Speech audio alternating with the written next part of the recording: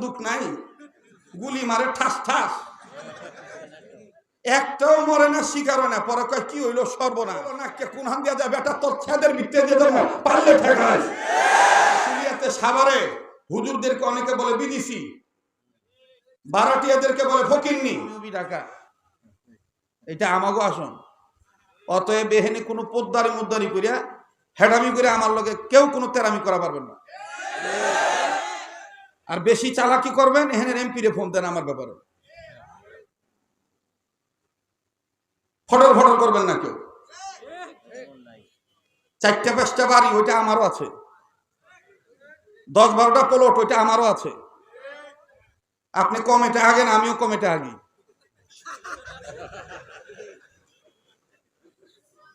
একবারে টাটপাট কথা বেটা। এই আশুলিয়াতে সাভারে হুজুরদেরকে অনেকে বলে বিদেশি, ভাড়াটিয়াদেরকে বলে ফকিন্নি।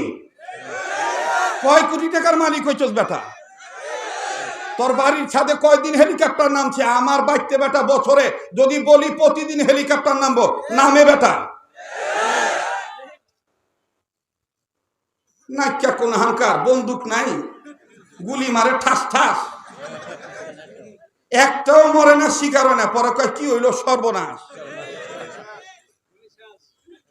দেখবেন আওয়ার আগে, সাভার আসলে আওয়ার আগে তুমি কি আমাগো মঞ্জুর আলম রাজীবের চাইতে বড় হয়ে গেছো নাকি? তুমি কি আমাগো ডক্টর এনামুর রহমান সাহেবের সাথে বড় হয়ে গেছো নাকি? তো ওনাগো জিজ্ঞাসা করে লুঙ্গি পরা মফিজ আব্দুল খালেক কেঠা, তাহলে তো চান্দি গরম হয়ে যাবো গা। এই দুই একটা পালসার লইয়া গড়ো আর ফাও বেনসন সিগারেট টানো, সুতো খাও, গুছো খাও, মদও খাও, মাগিবাজি করো। আর হুজুরে দেখে বলো নাককে কোন হান দিয়া যায় বেটা, তোর ছেদের ভিতরে দিয়ে দেবো, পারলে ঠেকাস, পারলে ঠেকাস, তোর নানির বাতারে ঠেকাস। আয় দেখি কেটা লাগবি, আয়। লুঙ্গি পরে আছি যে মফিজ মনে করিস না বেটা। ওয়াজ এখানে এখন এই ওয়াজ গুলা করা দরকার। আগে আগাছা পর গাছা একেবারে কোবায় ছাপ করিয়া তারপরে নিরেটভাবে কোরআন হাদিসের কথা বলতে হবে। নালে দেখবি হোমরা তোমরা কইব ওই ওয়াজ বন্ধ করো, এটা কেঠা দাওয়াত দিচ্ছে, তোর নানির বাতারে দাওয়াত দিচ্ছে।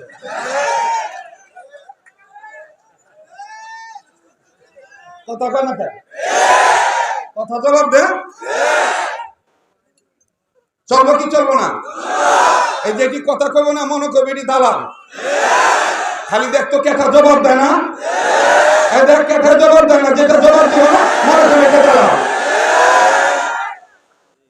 মানকাল নাকি 2 দিন ধরে রাজনীতি কর আর নেতা নেতা বাপ মারা, কথা কয় না। আজকে ওয়াজ হইব, জব্বর ওয়াজ হইব, যদি খালি তোমরা থাকো। কেটা কেটা আছো, কেটা কেটা আছো, তুই আর তুই আল্লাহ দেখাও। আল্লাহ দেখ তুই কেটা হাত তোলে নাই, যেইটা হাত তোলে নাই ওইটা মনে ওই গ্রুপের লোক। আল্লাহ তুই দেখে রাখ, আল্লাহ কেটা হাত তোলে নাই। আমরা সবাই হকের পক্ষে, আমরা সবাই ভাই ভাই, আমাদের মধ্যে কোনো ভেদাভেদ নাই। হাত নামা, রাস্তা পরিষ্কার করলাম, কেউ যেন জিজ্ঞাসা সাহস না পায়। আর জিজ্ঞাসা তো বোঝি খবর আছে, পিছনে তাক না থাকলে কি এমনি কই। আবার এই যে এরা যে কিনা যে এটা তো আমার একটা চরম বন্ধু, চরম বন্ধু। এটি অনেক আছে, এটি দেখবা যে কামাই করবার আছে, আগাও নিব না, গোড়াও নিব না, মাঝখান থেকে করবো সন্ত্রাসীর মতন ডাইলগ দিয়ে গেলেন আশুলিয়াতে এসে আব্দুল খালেক শরীফ।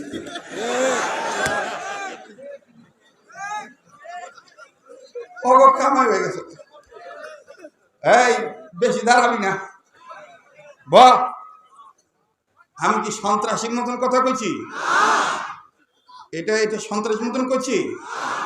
আমাদের সাথে সন্ত্রাসী ভাব দেখাবেন না। হুজুররা সন্ত্রাস না, হুজুররা আছে বিদায় এখনো দুনিয়া আছে। আপনি রাজনীতি কোনটা করেন করেন গা, এটা আপনার ব্যক্তিগত ব্যাপার, ওইটা নিয়ে আমাকে মাথা ব্যথা নাই। কিন্তু আপনি রাজনীতি দোহাই দিয়ে আলেম ওলামাকে আঙ্গুল উঁচু করে কথা কইবেন, একটু ধুতি পাঞ্জাবি পরে আপনি খুব মোশান করবেন, আপনাকে চিন্তা করবেন আপনি সপ্তাহে একদিন ধুতি পাঞ্জাবি পরেন হাওলাত করিয়া, আর হুজুররা প্রতিদিন ধুতি পাঞ্জাবি পরে। তাহলে কোনটার দাম বেশি, প্রতিদিনেরটা না সপ্তাহে একদিন? প্রতিদিন পাইজাম চাউলের ভাত খায়, আর তুমি একদিন পাইজাম চাউলের ভাত খাই কো আজকে আমি ভাত খাইলাম একেবারে বাসমতি ফেল। আমাকে হুজুর মরে গেছে জুবাইর আনসারী রহমাতুল্লাহ আলাইহি। একদিন লোকেরা কইতেছে হুজুর পেঁয়াজের যে দাম বাড়ছে, তেলের যে দাম বাড়ছে, হুজুরে দাঁত খুঁজতেছে কইতেছে পেঁয়াজের দাম 1000 টাকা কেজি হইলে কি কে কয় আমার ভাই তো পেঁয়াজ কিনুন লাগে না, আমি তো প্রতিদিনই মানুষের ভাত খাই। আল্লাহ আমার খাওয়া কথা বলছো কিনা? তো তেলের কেজি যদি 2000 টাকা হয় তা আমাকে হুজুর গতি, হুজুরা না খায়া থাকবো না, হুজুরা না খায়াও থাকবো না, আবার খাদের জাজিমের নিচে তেলের গ্যালন বইয়া থুইয়াও দিব না। হুজুরদেরকে আল্লাহই খাওয়াইব কোরআন হাদিসের বরকতে, ওলি আল্লাহর বরকতে, নবীজির মহব্বতের বরকতে।